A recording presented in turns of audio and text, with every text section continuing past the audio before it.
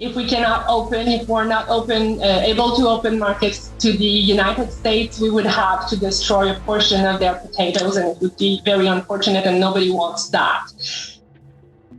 In just 4 months, more than 140,000 tons of Canadian potatoes have ceased to arrive in the U.S. No fight, no announcement. They simply vanished. Why? Because Washington imposed a 35% tariff on Canadian potatoes on April 2nd. Wonderful. A $22 bag now costs $30. Fries used to cost $3.50 per plate, but now they cost $5.25. Additionally, Canada's Prime Minister didn't protest that Americans are paying more for soggy fries. Without turning around, he traveled to Asia, shook hands, and inked a $1.6 billion trade agreement. The warehouses are deserted. Farmers are making reductions. The portion sizes of diners are decreasing. Here's the reality, though. There was no blocking of the potatoes. They departed in silence. Because when you call it strategy and slam your best trading partner with a huge tax, when even a potato declines, don't be shocked.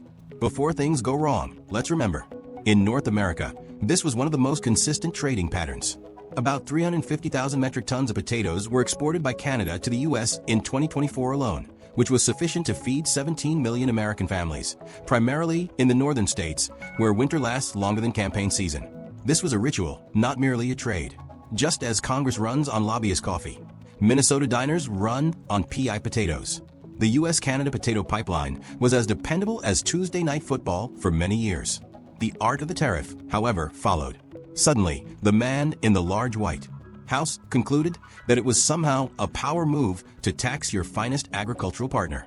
Just a 35% tariff put on spuds like they were foreign threats. No press releases, no tweets. This resulted in a 41% decline in Canadian potato exports to the U.S. by Q2, a decline not seen since the 1980s, according to Agriculture Canada's July 2025 report. Therefore, no, the breakup was not made public. It was worse. With a tax form, it was ghosting. Naturally, something goes wrong when you tax potatoes like they're expensive handbags. To donate, a 35% import tax on Canadian potatoes, fresh, frozen, seed, etc., was removed by the U.S. government. The official justification is trade fairness.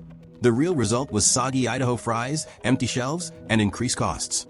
Let's discuss math. Previously worth $32,000, a 25-ton consignment of frozen fries now costs $11,200 in additional taxes.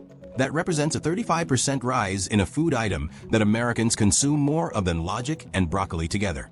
The USDA Food Pricing Index states that as of July, in a single quarter in 2025, the average cost of a serving of fries increased from $3.50 to $5.25. Inflation is not that. Ketchup is being sabotaged by that. Additionally, eateries are switching from premium PI potatoes to less expensive domestic ones. They don't fry the same, to be clear. Consumers are griping about the vague chemical flavor that shouts freedom fries, as well as the lackluster texture and inconsistent hue. Because charging full price to clients risks losing them, mom and pop restaurants are quietly reducing quantities and changing their menus. Here's the worst part though. No bilateral discussions, no warning to Canada, and no coordinated schedule.